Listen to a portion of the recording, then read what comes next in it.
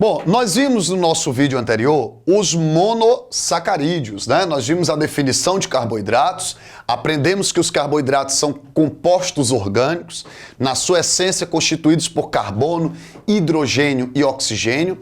Eles têm vários termos que podem ser utilizados como sinônimos, né? Quais são os termos que a gente utiliza como sinônimo para carboidrato? Hidrato de carbono, açúcar, glicídio, polidroxaldeído, polidroxcetona, aldose, cetose ou simplesmente ose. Daí porque o sufixo utilizado para os carboidratos é ose, em referência à sua natureza química. Você viu que os carboidratos mais simples, eles recebem o nome de monossacarídeos, no máximo até 7 carbonos, as trioses, tetroses, pentoses, hexoses e heptoses. Mas os vestibulares, os processos seletivos para os quais nós nos preparamos a nível médio, eles cobram essencialmente quem? As pentoses e as hexoses. Pentose são estruturais, ribose, desoxirribose, e as hexoses você tem, como eu citei e mostrei para vocês, os isômeros, glicose, frutose, galactose. Segunda categoria que você vai encontrar de carboidratos são os disacarídeos, que pertencem aos chamados oligosacarídeos. Carboidratos, vamos dizer, medianos, né? Pequenas sequências de monossacarídeos aí, né? E os disacarídeos, eles sempre vão resultar da união entre dois monossacarídeos. Se você tem 2 monossacarídeos, você está diante de um disacarídeo. No nosso vídeo anterior, você viu a molécula de glicose, não viu? Mas você observou a molécula de glicose em cadeia aberta, em cadeia alicíclica. O que eu vou te apresentar aqui é a molécula de glicose em cadeia fechada. Olha como é que você observa a molécula de glicose, tá? Em cadeia fechada. Aqui vai aparecer um heteroátomo, tranquilo? E nós temos a cadeia fechada da molécula de glicose. Todos nós sabemos, tá, que a glicose tem quantos carbonos? 6 carbonos. Vamos numerar aqui os carbonos para vocês me ajudarem, ó. Carbono 1, carbono 2, carbono 3, carbono 4, carbono 5. E em cada carbono, olha o que vai aparecer, ó. Hidroxila, hidrogênio, carbono 2, hidroxila, hidrogênio. No carbono 3, lembra que tem aquela inversãozinha, ó. A hidroxila aqui, o hidrogênio aqui, ó. Beleza? Carbono 4, hidroxila, hidrogênio. E aqui no carbono 5, você tem o hidrogênio e aparece CH2OH. Lembro a vocês que aqui é o 6º carbono, tá? Essa molécula é aquela mesma molécula que você visualizou no nosso vídeo anterior, só que lá a cadeia tá o quê? Fechada, aberta, né, que é a alicíclica, e aqui a cadeia tá fechada. C6H12O6, você está diante da molécula de quê? Alfa-glicose. Essa é a alfa-glicose. Bom, vamos colocar uma outra glicose aqui do lado, tá certo? Ó, uma outra glicose em cadeia também, moçada, ó, em cadeia também fechada, ó. Certo? Uma outra molécula de glicose em cadeia fechada. Vamos numerar aqui os carbonos? Bora, numerando os carbonos, depois do oxigênio, você tem carbono 1, carbono 2, carbono 3, carbono 4, carbono 5. Carbono 1, olha, no carbono 1 você tem hidroxila hidrogênio. No carbono 2, hidroxila hidrogênio. Carbono 3 inverte, ó, hidroxila hidrogênio. No carbono 4, hidroxila hidrogênio. E aqui no carbono 5, fechando CH2OH, 6º carbono, você está diante de mais uma molécula de quê? De alfa-glicose. Então nós temos aqui, moçada, ó, 2 alfas-glicose. Onde é que você acha que vai acontecer a ligação entre essas 2 glicoses? Onde é que elas vão se ligar? Exatamente, bem aqui, moçada, ó. A ligação vai acontecer entre essas 2 hidroxilas. E o que é que vai sair? Água. Então nós vamos ter aqui, ó, uma reação de desidratação. Uma síntese por desidratação entre 2 glicoses alfa. Ó, se vai sair água, vamos tirar aqui, ó. Sai hidrogênio, sai hidroxila. Saindo água, fica só o oxigênio. Vamos só ajeitar a ligação? Ajudem-me, ó, ajeitando a ligaçãozinha, fica só isso aqui, ó. O oxigênio. Pronto. Essa ligação que você aqui visualiza que aconteceu por desidratação é exatamente o quê? A ligação glicosídica alfa, porque foi entre duas glicoses alfa, carbono 1, carbono 4, alfa 1, 4. Ligação glicosídica alfa 1, 4 entre duas o quê? Glicoses. Quando você tem essa ligação glicosídica entre duas alfas glicoses, reação de desidratação, isso aqui deixa de ser, deixa de ser duas glicoses e passa a ser um disacarídeo. Gente, quem é esse disacarídeo que resulta da união entre duas moléculas de glicose? Aqui nós temos a maltose. Isso é a chamada maltose. Maltose, C6? Não, né? Por que não? C6 é a glicose. C6H12O6, C6H12O6. Como é que ficaria a maltose? C12. C12. H, quantos hidrogênios? Era para ser 24, concorda? Né? 12. Só que perdeu os 2 hidrogênios aqui na desidratação. Então fica H22. O11. Isso é a molécula de maltose, certo? Então a maltose é um disacarídeo? É um açúcar, é um carboidrato. Mas é um carboidrato classificado como disacarídeo porque resulta da união glicosídica entre duas alfas glicoses. Duas alfas glicoses, maltose, certo? Maltose, inclusive, é utilizado como pré-treino, né? A gente escuta muito o pessoal de academia falando que é importante que antes do treino, chamado pré-treino, você forneça ao seu corpo aquilo que é fonte primária de energia. E quem é a substância fonte primária de energia para todo e qualquer tipo de célula? Não é o carboidrato, não é a glicose. Uma maltose, ela é 2 moléculas de glicose e de fácil hidrólise, de fácil quebra. Por isso que as maltodextrinas, as maltodextroses são excelentes fontes de glicose para os processos oxidativos. Beleza? Tranquilo? Pois vamos lá. Se não fossem 2 glicoses. Outro detalhe que você pode me perguntar. Lázaro, quando essa hidroxila, presta atenção aqui, ó, quando a hidroxila do carbono 1 está para baixo, você tem uma alfa-glicose. Se aqui, ó, você tivesse a hidroxila para cima, seria uma beta-glicose. E quando você tem uma ligação entre 2 glicoses beta, você não vai ter uma ligação alfa 1,4, você vai ter uma ligação glicosídica beta 1,4. Se fosse a ligação beta 1,4, isso aqui deixaria de ser uma maltose e passaria a ser uma celobiose. A celobiose é também um disacarídeo, só que resultaria da hidrólise de o quê? De uma celulose. Já esse aqui resulta da hidrólise de um amido. Por quê? O amido, ele é formado por glicoses alfa. A celulose é formada por glicoses beta. Por isso que a gente não quebra a celulose. Por que nós não quebramos bioquimicamente uma celulose? Porque nós não temos enzima que consiga quebrar a ligação beta. A alfa a gente quebra. Por isso que isso aqui é fonte, né, de energia para a musculatura. Quando você fornece maltodextrina, maltodextrose, né, maltose no pré-treino, é uma forma de você dar ao músculo aquilo que é fonte primária de energia, para evitar que durante o exercício físico a musculatura busque uma outra fonte orgânica de energia que pode significar exatamente a perda, inclusive, de massa magra no corpo, tá? Por isso que tem que se fornecer o pré-treino. Gente, se não forem 2 glicoses, né? For, por exemplo, uma alfa-glicose mais ligando glicosidicamente a uma frutose. Bom, se for glicose mais frutose, continua sendo um disacarídeo, só que não vai ser a maltose. Aí aqui nós vamos já ter quem? A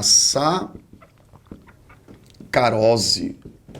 Sacarose, que também é um disacarídeo. Sacarose, que também é o quê? C12, H22O11, tá? É um disacarídeo, só que qual a diferença de uma maltose para uma sacarose? Maltose é glicose mais glicose. Sacarose, glicose mais frutose. Por sinal, vamos dar essa informaçãozinha aí para vocês, ó. Né? A sacarose é o disacarídeo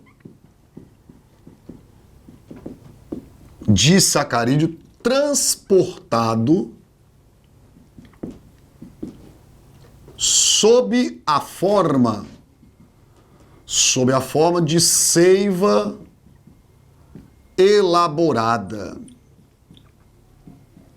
É o disacarídeo transportado sob a forma de seiva elaborada. Então, se você me perguntasse assim, Lázaro, qual é o tipo de carboidrato, né? Qual é o tipo de açúcar em que as plantas transportam lá pelos vasos floemáticos? Sacarose. A sacarose é o açúcar, é o carboidrato, é o disacarídeo transportado sob a forma de quê? Floema, que é a seiva, sob a forma de floema não, durante o floema, pelo floema, sob a forma de seiva elaborada. Por isso que quando você vai produzir, por exemplo, o açúcar que é comercialmente vendido, é sacarose.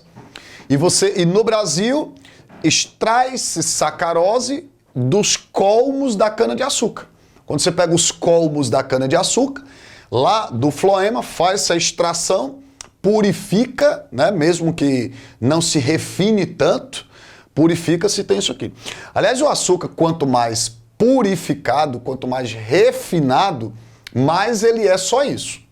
Mais ele é só isso. Por isso que o diabético, ele de certa forma tem que evitar isso aqui, porque isso aqui é uma fonte maravilhosa de glicose. Uma fonte de glicose, né? Ele oferece glicose na mesma proporção que ele oferece frutose. E é um carboidrato de fácil hidrólise, porque é um disacarídeo. Você só tem que quebrar uma dessas ligaçõezinhas aqui. Por exemplo, se você tiver uma alfa-glicose, tá? Uma alfa-glicose mais uma galactose, aí você já não vai ter sacarose e muito menos maltose. Se for... Ó, os 3 disacarídeos principais que a gente menciona tem glicose, glicose, glicose. Só que se for glicose mais glicose, maltose.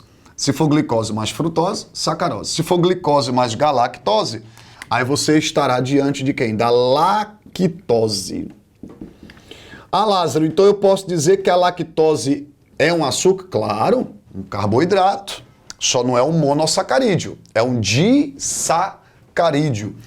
Também, ó, C12, H22O11. Onde é que a gente encontra lactose? Lactose, pessoal, é o açúcar, é um carboidrato que você encontra principalmente no leite. No leite, né? Ah, Lázaro, então com base nisso você poderia me explicar o que seria intolerância à lactose? Claro, mas antes disso vamos para cá, ó. Os três são o quê? Os 3 são disacarídeos. Tanto maltose, como também a sacarose, certo? Como também a lactose. São todos disacarídeos. Disacarídeo você não absorve. Por que você não absorve um disacarídeo? Porque, de certa forma, ele é quimicamente grande. Nós não temos capacidade de absorver um disacarídeo porque, do ponto de vista químico, é uma molécula grande. O que é que você tem que fazer com qualquer que seja o disacarídeo para absorver os hidrolisar. Se a reação, olha como é fácil você entender uma coisa, se a reação aconteceu por desidratação, ou seja, a reação aconteceu na perda de água, o que é que tem que ter aqui para que a quebra aconteça? Água. Como é o nome das reações de quebra com a água atuando como reagente? Hidrólise. Então você tem que hidrolisar isso aqui, ó. Tranquilo? Só que basta ter água para fazer a hidrólise? Não. É necessária a enzima que catalise. Aí, nesse caso, você vai aprender o seguinte, ó, anota aí, por favor. A hidrólise dos disacarídeos ocorre por ação